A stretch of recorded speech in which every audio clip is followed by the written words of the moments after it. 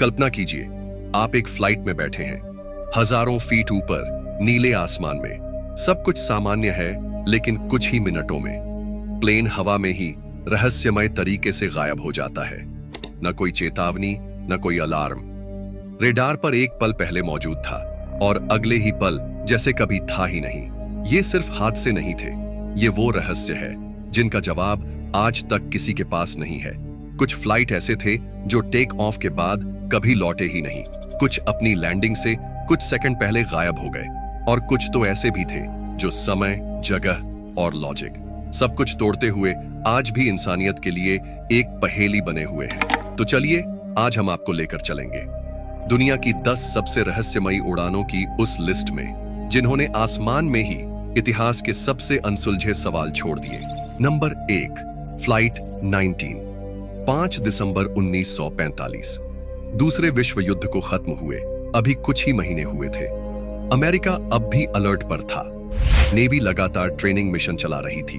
उसी दिन फ्लोरिडा के फोर्ट लॉडरडेल एयरबेस से 5 टॉर्पीडो बॉम्बर्स उड़ान भरते हैं। मिशन का नाम था फ्लाइट 19। हर प्लेन में अनुभवी क्रू थे, सब कुछ सामान्य था और ये एक सिंपल नेविगेशनल ट्रेनिंग मानी जा रही थी। लेकिन जैसे ही ये स्क्वाड्रन अटलांटिक महासागर के ऊपर पहुंचा, कुछ अजीब होने लगा। रेडियो कम्युनिकेशन में गड़बड़ शुरू हो गई। लीड पायलट की आवाज में घबराहट थी। वो बार बार कह रहा था, हम नहीं समझ पा रहे हैं हम कहां हैं। सब कुछ अजीब लग रहा है। समंदर भी वैसा नहीं लग रहा जैसा होना चाहिए। नेविगेशन इंस्ट्रूमेंट्स काम करना बंद कर चुके थे।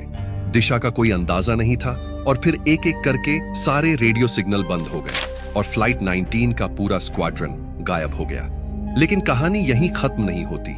इसके कुछ घंटे बाद जब इन विमानों से संपर्क नहीं हुआ, तो यूएस नेवी ने तुरंत एक रेस्क्यू मिशन भेजा। एक विशाल मार्टिन मरीना रेस्क्यू प्लेन, जिसमें 13 लोग सवार थे, उन्हें खोजने के लिए उड़ता है। लेकिन कुछ ही समय बाद वो रेस्क्यू प्लेन भी रहस्यमयी तरीके से गायब हो जाता है। ना कोई मलबा मिला और ना ही किसी यात्री का कोई सुराग। और यहीं से जन्म हुआ उस रहस्यमयी नाम का बर्म्यूडा ट्रायंगल, एक ऐसा एरिया जो फ्लोरिडा, बर्म्यूडा और पुएर्टो रिको के बीच फैला है और जहां से गुजरने वाले कई विमान और जहाज आज तक लापता हो चुके हैं। फ्लाइट 19 की ये कहानी आज भी अंधेरे में है और बर्म्यूडा ट्रायंगल आज भी एक ऐसा सवाल है जिसका जवाब ना विज्ञान दे पाया और ना ही इतिहास। Number 2, Malaysia airlines flight MH370। 8 मार्च 2014 की रात कुआलालंपुर इंटरनेशनल एयरपोर्ट से मलेशिया एयरलाइंस की फ्लाइट MH370 ने उड़ान भरी। उसका गंतव्य बीजिंग था, लेकिन इस उड़ान को इतिहास में एक ऐसे रहस्य की तरह दर्ज होना था जो आज तक नहीं सुलझा।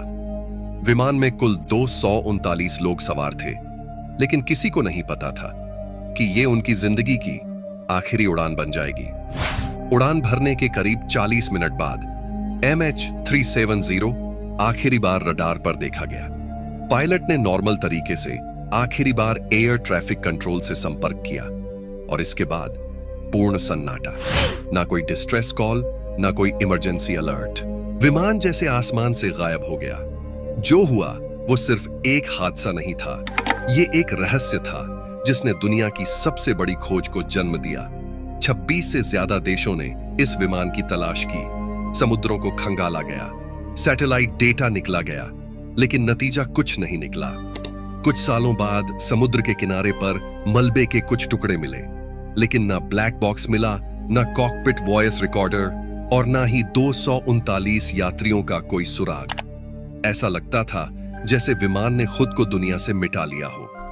MH370 का गायब होना आज भी इंसानियत के सामने खड़ा सबसे बड़ा अनसुलझा सवाल है।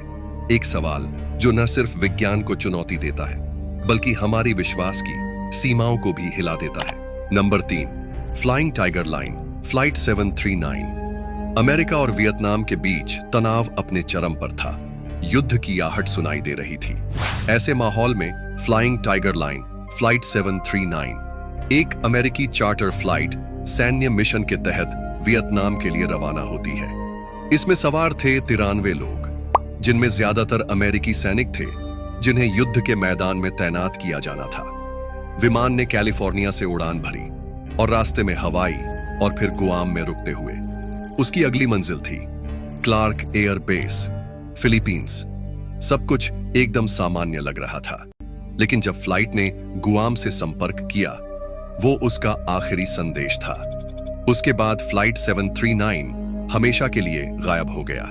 अमेरिकी कोस्ट गार्ड ने तुरंत सर्च ऑपरेशन शुरू किया, लेकिन काफी छानबीन करने के बाद भी नतीजा कुछ नहीं निकला।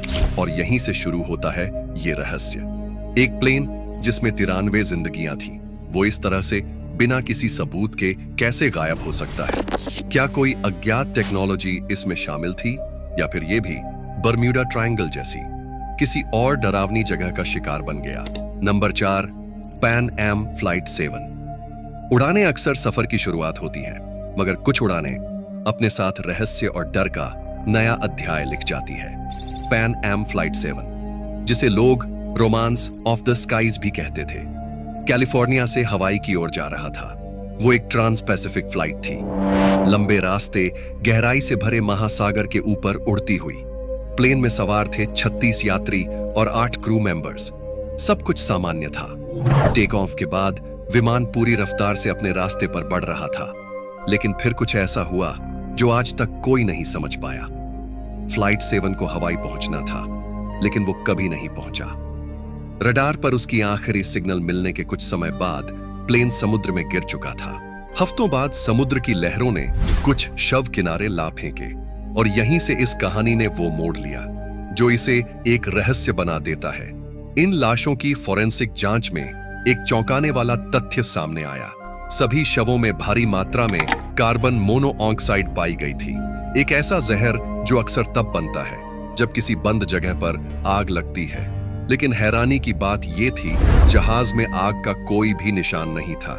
न धुएं के कोई सबूत मिले, न जलने के निशान। तो सवाल ये उठता है, जब जहाज में आग लगी ही नहीं, तो फिर उन यात्रियों के शरीरों में जहर कैसे पहुंचा? क्या कोई सैबोटाज था, या फिर यह भी एक ऐसा अनदेखा हवाई रहस्य है जो विज्ञान की पकड़ से बाहर है? Number 5, Egypt air flight 990। कल्पना कीजिए, एक इंटरनेशनल फ्लाइट अटलांटिक महासागर के ऊपर उड़ान भर रही है। सब कुछ सामान्य लग रहा है, लेकिन तभी कॉकपिट से एक पायलट बाहर निकलता है और अगले ही पल प्लेन अचानक नीचे की ओर गिरने लगता है, सीधा समंदर की ओर। ना कोई अलार्म, ना कोई चेतावनी, सिर्फ एक रहस्यमय शांति। और फिर एक जानलेवा गोता, जिसे आज भी डाइव ऑफ डेथ कहा जाता है। इजिप्ट एयर फ्लाइट 990 न्यूयॉर्क से काहिरा के लिए उड़ान भरती है। रात का वक्त था और यात्री आराम से अपनी सीटों पर बैठे थे, लेकिन तभी कुछ ऐसा हुआ जो आज भी एविएशन की सबसे रहस्यमयी घटनाओं में गिना जाता है। फ्लाइट के कैप्टन कॉकपिट से बाहर जाते हैं और उस क्षण के बाद कंट्रोल को पायलट के हाथों में आ जाता है। ब्लैक बॉक्स की रिकॉर्डिंग बताती है कि को पायलट लगातार एक ही वाक्य दोहराता है, आई रिलाई ऑन गॉड, और उसी के साथ वह प्लेन को जानबूझकर नीचे की ओर मोड़ता है, सीधा समुद्र की गहराइयों की तरफ। अमेरिकी जांचकर्ताओं ने इसे जानबूझकर किया गया आत्मघाती कदम बताया, लेकिन मिस्र की सरकार इस थ्योरी को मानने को बिल्कुल तैयार नहीं हुई। उनका दावा था कि शायद टेक्निकल फेलियर था या सिस्टम में कोई गड़बड़ी। तो सवाल ये उठता है, क्या ये वाकई एक सुसाइड था? अगर हां, तो क्यों? और अगर नहीं, तो ऐसा क्या हुआ जो एक अनुभवी को पायलट को ऐसा कदम उठाने पर मजबूर कर दे? इसका आज तक कोई जवाब नहीं मिला। Number 6, Santiago flight 513।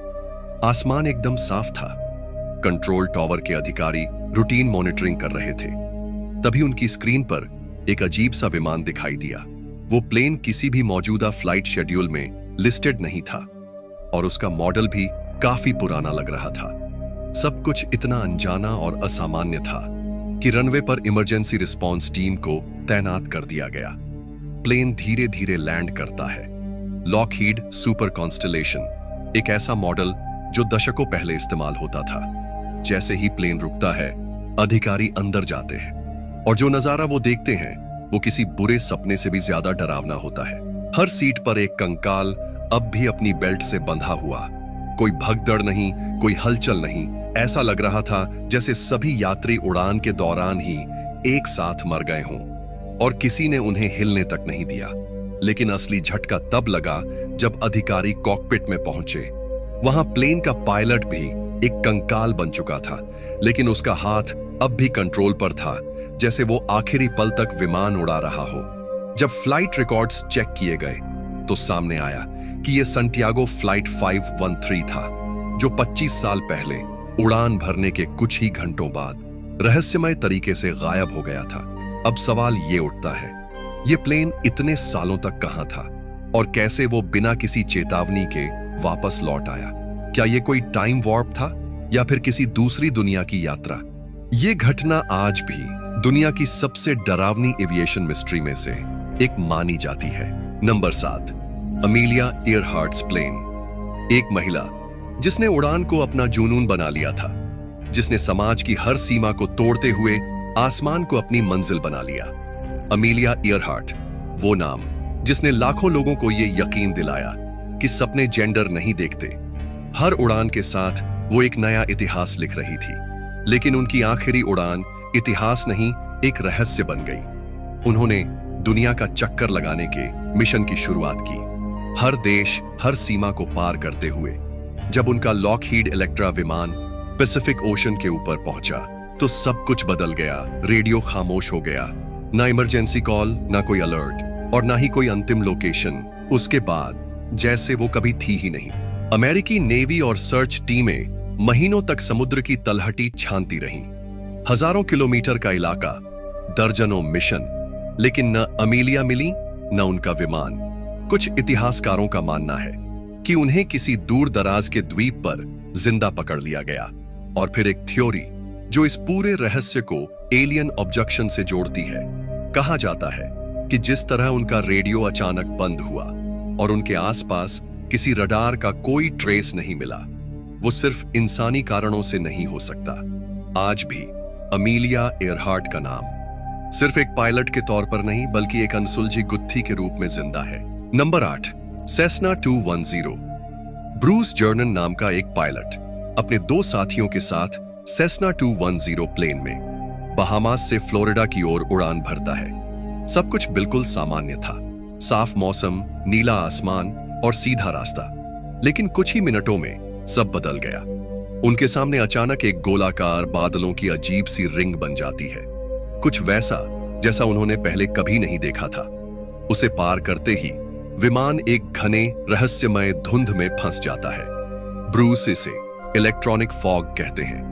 इस धुंध के अंदर न कोई टर्बुलेंस था, न आवाज, लेकिन हर दिशा में अजीबोगरीब बिजली की चमक और उपकरणों पर गड़बड़ी शुरू हो जाती है। विमान का कंपास घूमने लगता है, रेडियो सिग्नल डिस्टॉर्ट हो जाते हैं और ऐसा लगता है मानो वक्त थम गया हो।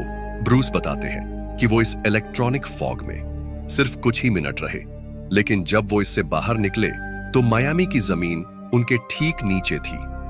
जीपीएस और एयर ट्रैफिक कंट्रोल के अनुसार वो 100 मील की दूरी मात्र 3 मिनट में पार कर चुके थे। लेकिन ये कैसे मुमकिन था? न समय का कोई लॉजिक काम करता और न ही कोई तकनीकी गड़बड़ी इसकी व्याख्या कर पाई। आज तक ये वैज्ञानिकों के लिए एक रहस्य का विषय बना हुआ है। क्या ये कोई नेचुरल वर्म होल था, या कोई टाइम स्लिप, या फिर बर्म्यूडा ट्रायंगल के उस रहस्य से जुड़ा एक और सबूत जिसे हम आज तक समझ नहीं पाए। Number 9, Japan airlines flight 1628। कल्पना कीजिए, एक विशाल बोइंग 747 कार्गो प्लेन जापान से फ्रांस की ओर उड़ान भर रहा है। ठंडी रात है और बाहर सिर्फ बर्फ से ढकी अलास्का की सुनसान वादियां हैं। तभी आसमान में कुछ चमकने लगता है। प्लेन के पायलट कैप्टन टेराउची, जो जापानी एयरफोर्स के पूर्व पायलट रह चुके हैं और 10,000 से ज्यादा घंटे की उड़ान का अनुभव रखते हैं, अचानक कंट्रोल टावर से संपर्क करते हैं। हमारे इर्द गिर्द कुछ है। 2 चमकदार चीजें बहुत तेजी से हिल रही हैं। ये कोई आम चीज नहीं है। कंट्रोल रूम पहले तो इसे भ्रम समझता है, लेकिन तभी ग्राउंड रेडार पर भी एक अजीब ऑब्जेक्ट डिटेक्ट होता है जो बोइंग 747 के साथ उड़ रहा था। ये यूएफओ उनके चारों ओर मंडराता रहा, कभी प्लेन के ठीक सामने, कभी एकदम नीचे। पूरी घटना करीब 50 मिनट तक चली। एयर ट्रैफिक कंट्रोल में घबराहट थी और कप्तान के शब्द रिकॉर्ड किए जा रहे थे। लेकिन जब यह मामला अंतरराष्ट्रीय खबर बना तो जापानी सरकार ने अचानक केस को अनसुलझा बताकर बंद कर दिया और कैप्टन टेरोची को उड़ान भरने से हटा दिया गया। Number 10, AILET ghost blimp. साल था 1942 का, द्वितीय विश्व युद्ध के सबसे तनावपूर्ण दिनों में। अमेरिकी नौसेना ने एक एयरशिप को कैलिफोर्निया के तटों पर गश्त के लिए भेजा। इस एयरशिप का नाम एलेट था और उसमें 2 अनुभवी नौसैनिक सवार थे, लेफ्टिनेंट अर्नेस्ट डेविस और एंसिन चार्ल्स एडम्स। सब कुछ सामान्य था, लेकिन कुछ घंटों बाद सैन फ्रांसिस्को के पास L8 वापस दिखा, एकदम खामोशी से आसमान में धीरे धीरे झूलता हुआ। नीचे लोग हैरान थे, क्योंकि ये एयरशिप असामान्य रूप से झुकी हुई लग रही थी। नेवी की इमरजेंसी टीम उसे कंट्रोल करके नीचे लाती है। दरवाजा अंदर से बंद होता है। Emergency kit